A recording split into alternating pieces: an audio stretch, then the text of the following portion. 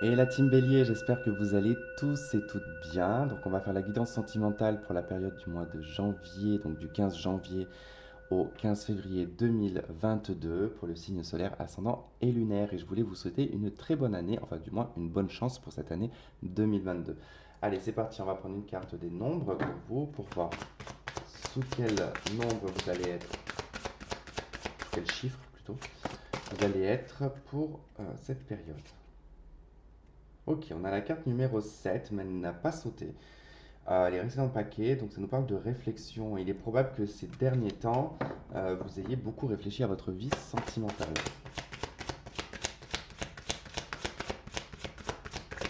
Allez, pour les béliers, du 15 janvier au 15 février 2022, sentimental.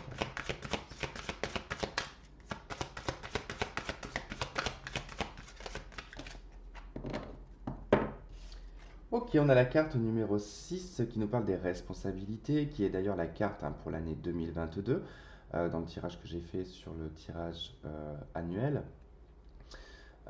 Collectif, qui n'est pas sur les signes astrologiques. Donc on est sur la responsabilité, dans la responsabilité qu'on a avec les autres, avec les engagements qu'on a également. On a en d'autres deck l'engagement. Alors je vais vous lire dans la sphère sentimentale la carte numéro 6.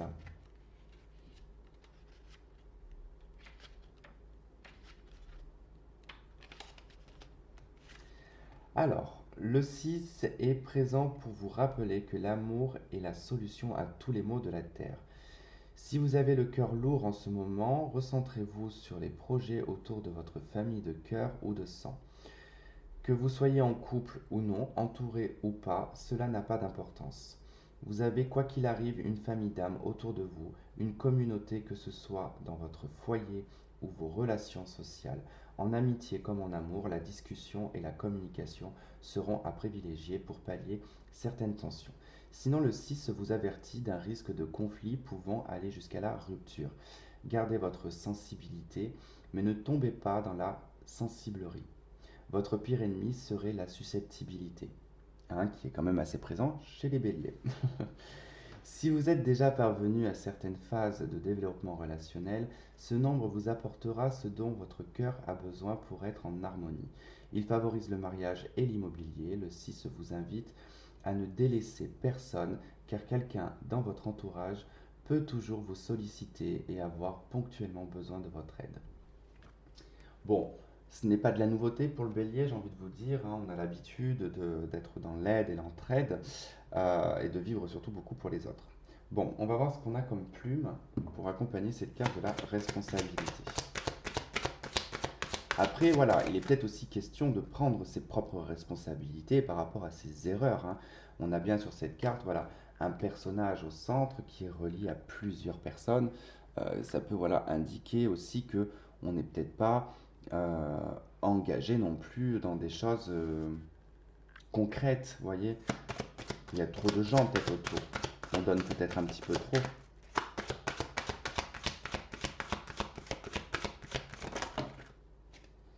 Donc on a la plume rose. Alors, qu'est-ce qu'elle nous dit cette plume rose?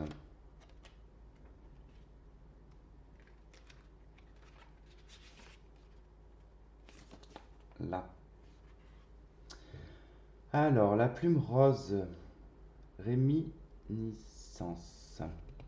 La plume rose vous amène à la plume rose vous amène à revisiter vos souvenirs d'enfance.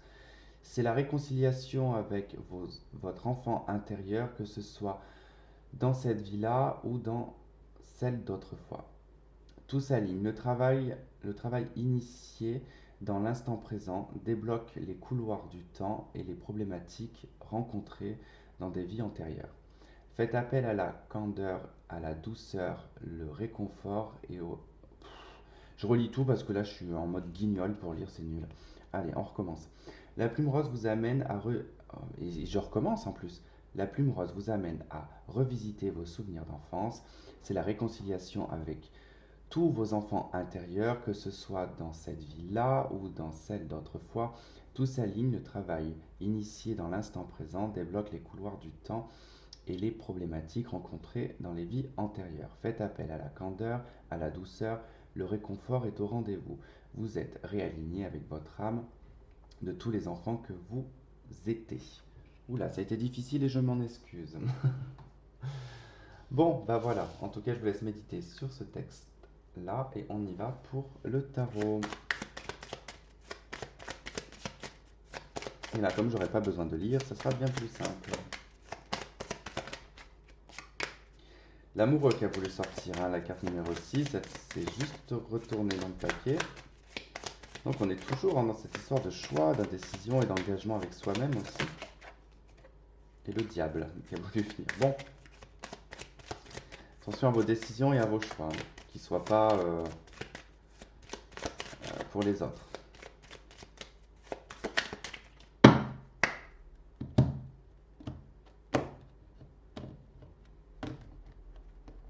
Allez les béliers, ce qui va vous aider, ce qui va être contre votre esprit, ce que vous souhaitez, et dans la matière. On retrouve bien évidemment les amoureux en dos de deck. Ça ne m'étonne absolument pas. Allez, on y va. Vous avez tempérance dans la partie positive, en tout cas dans ce qui va vous y aider. C'est la communication, c'est la tolérance, c'est les échanges, le fait de pouvoir tempérer aussi des conflits. On est très fluide avec tempérance, on arrive à être un petit peu sur tous les fronts, on peut aider tout le monde, on peut communiquer avec plein de personnes, hein, dans le cadre sentimental. Dans le couple, ça nous parle ici de réconciliation, de trouver un accord et des solutions, d'accord? Donc ce qui va être contre, c'est le mat. Et ouais, c'est particulier d'avoir le mat quand même en contre, hein. Ça veut dire que vous n'arrivez pas en fait à prendre un nouveau départ. Parce que là, on est sur ce qui va vraiment être contre vous, c'est de lâcher prise, totalement. Le mat, c'est de lâcher prise, c'est de passer à autre chose. Il n'y a plus rien qui le retient, le mat. Il s'en fiche de ce qu'il y a derrière lui.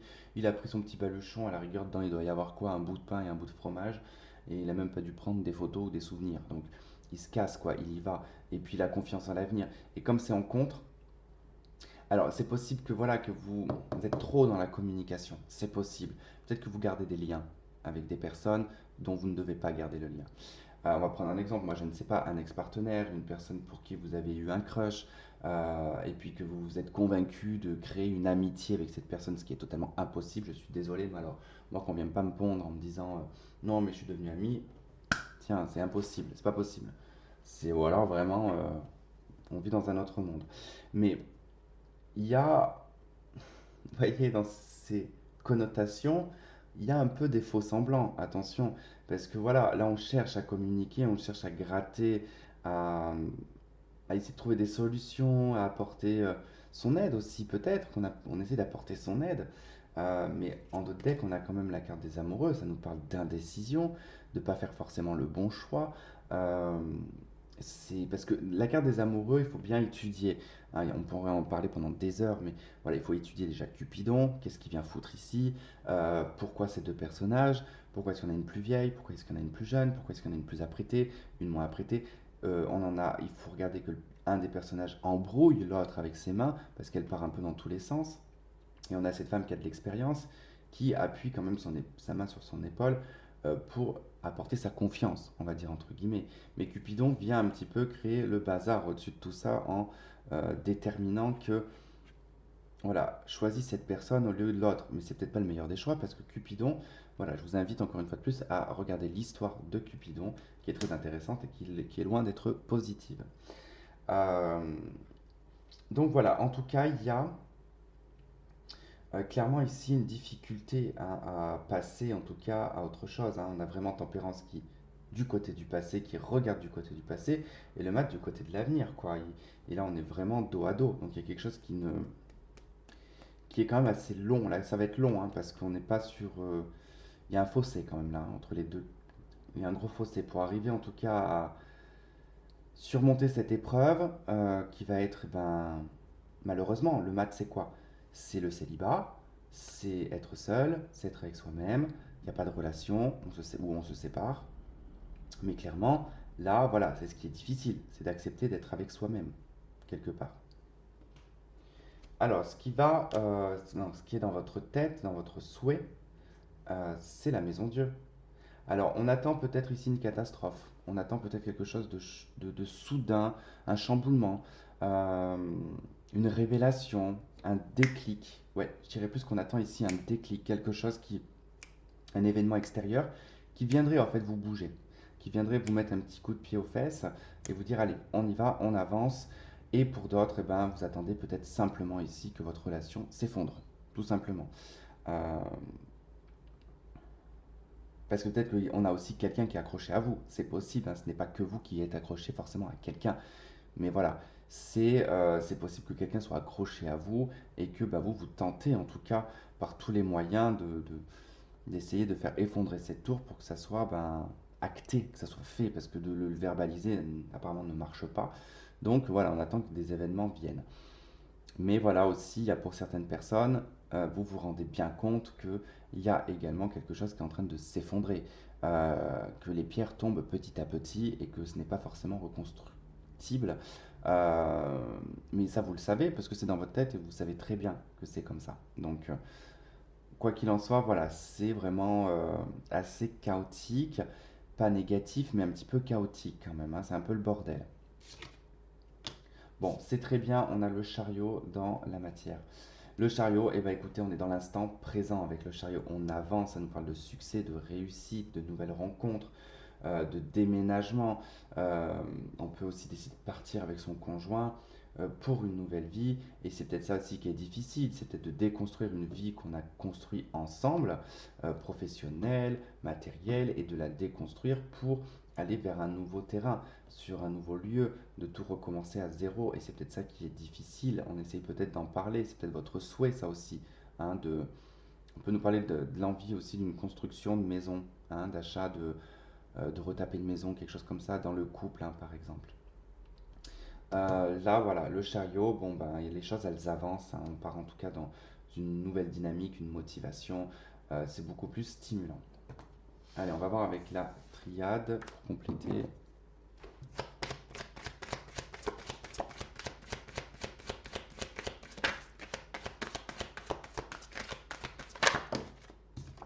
Initiation.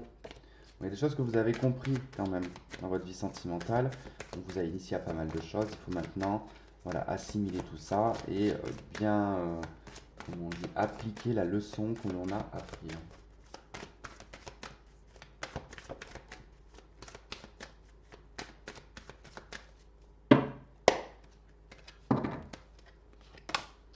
Alors, on a le retour. Ok.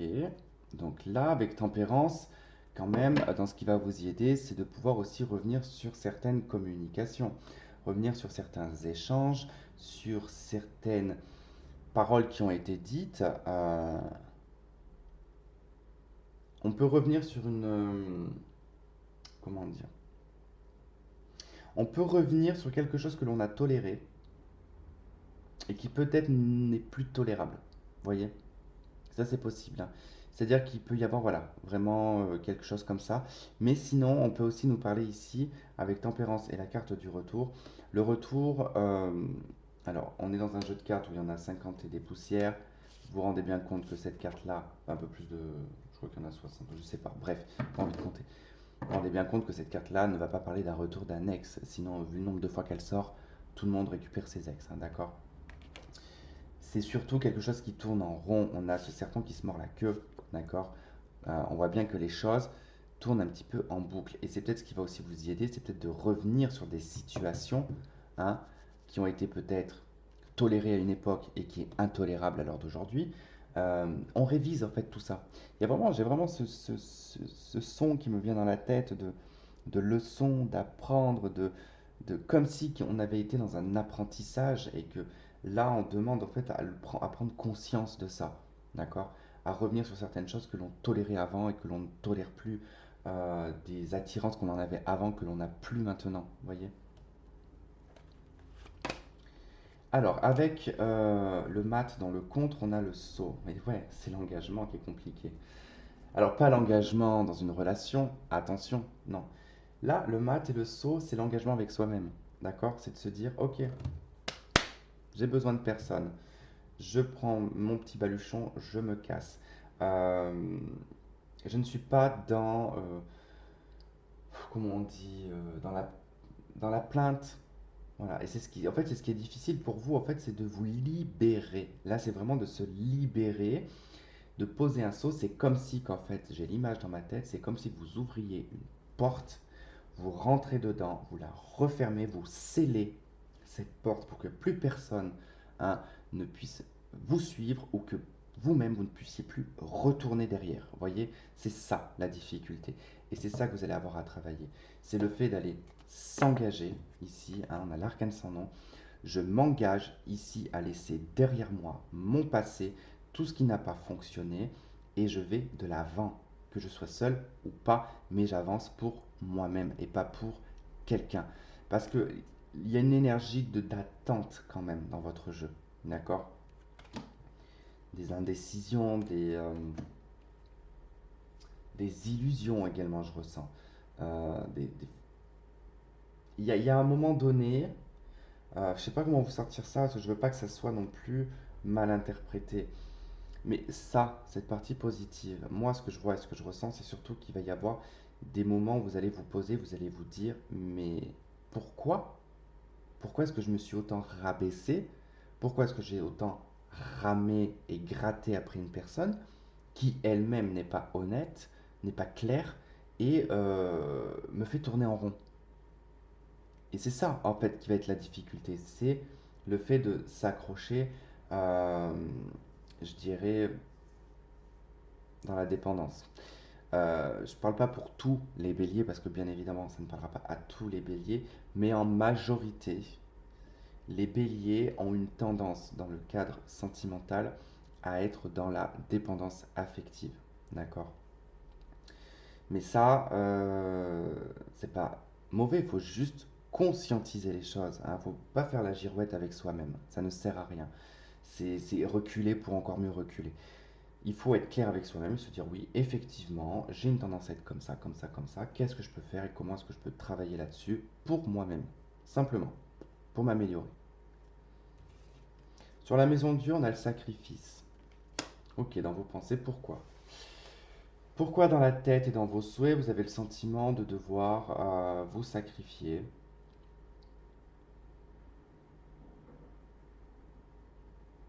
Alors c'est peut-être ça aussi, hein, peut-être que vous souhaitez vous détacher un petit peu de ce comportement que vous avez, c'est possible.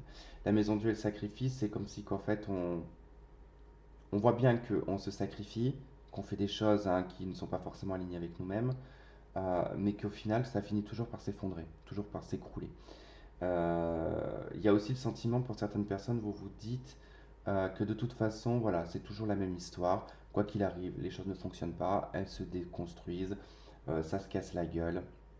Et pourtant, moi, je fais plein de sacrifices. Mais oui, mais non, c'est pas en,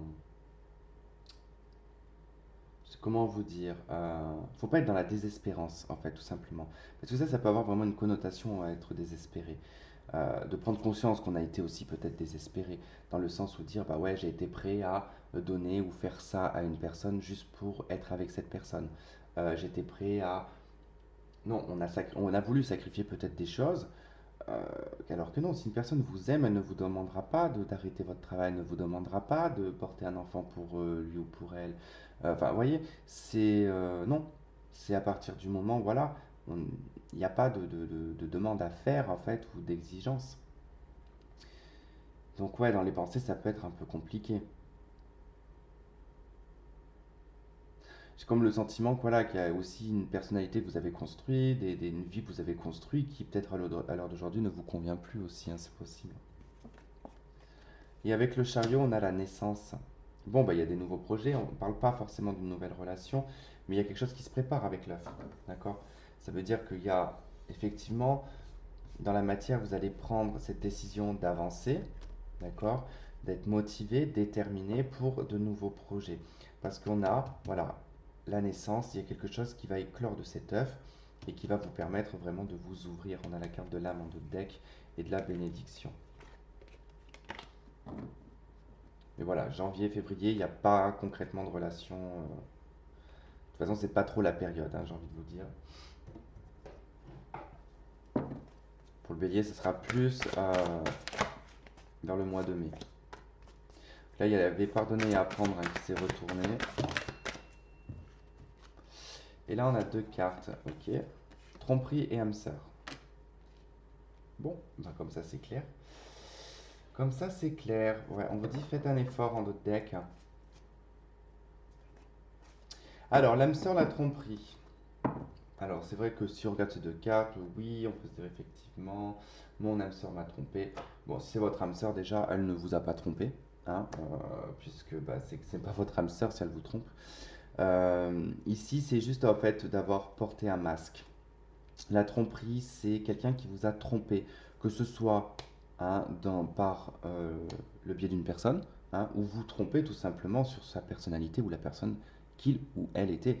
Et là, effectivement, on se retrouve dans une duperie complètement avec l'âme sœur, c'est-à-dire qu'on y a cru à un moment donné, on a cru. C'est pour ça que ça tourne en rond ici hein, aussi, hein, et que là, il y a du mal à sortir de ça. Et c'est ça que vous allez réanalyser en fait, et vous allez vous dire, ah mais attends, moi j'ai cru que cette personne était mon âme sœur, qu'elle était faite pour moi, il y avait une connexion, il y avait quelque chose. Mais cette personne s'est bien foutue de moi. Parce que du coup, elle n'est pas la personne qu'elle a prétendu être.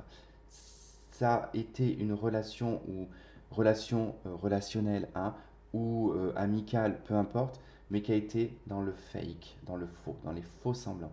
De toute façon, comme je l'ai expliqué dans le tirage annuel, il y a eu des phases comme ça, à peu près depuis le mois d'août jusqu'à maintenant. Il y a eu la phase un fake, illusion, paillettes dans les yeux, un perlimpinpin et tout ce que vous voulez. Et il y a eu la période où on réalise qu'on n'a pas été forcément dans la réalité. Et puis il y a eu la phase tomber des masques et rendre. Et là on rentre dans les comptes, d'accord. Et du coup c'était tout un chemin comme ça qui se suivait. Et là c'est un petit peu ce qui se passe, hein. C'est-à-dire que on a cru en une âme sœur et qui finalement cette personne n'a pas été ce qu'elle prétendait être, voyez. C'est marrant parce que ce début d'année, que ce soit là pour l'instant, tous les signes que j'ai faits, il y a beaucoup de connotations comme ça où on se réveille. En fait, on se rend compte que non, tout ce qu'on a. Et je pense que ça a un effet avec un bilan parce qu'il y avait également un aspect astrologique le 31 décembre qui clôturait en fait un cycle. Et en fait, c'est la première fois qu'on a, enfin plus ou moins, où ça se termine vraiment un 31 décembre, quoi, pour attaquer le premier dans une nouvelle énergie, quoi, astrologique. Donc, donc voilà. Bon, vous inquiétez pas, de toute façon les béliers, voilà, c'est un éveil. On vous dit ici de prendre vos responsabilités, d'accord hein, également par rapport à ce qui s'est passé. Voilà, bah écoutez les béliers, je vous embrasse, je vous souhaite de passer en tout cas une très très bonne période. Vous inquiétez pas, les choses finiront par s'arranger en milieu d'année. Mais pour l'instant, c'est vrai que c'est pas notre fête à nous les béliers pour ce début d'année. Je vous fais plein de gros bisous et je vous dis à très vite. Bye bye.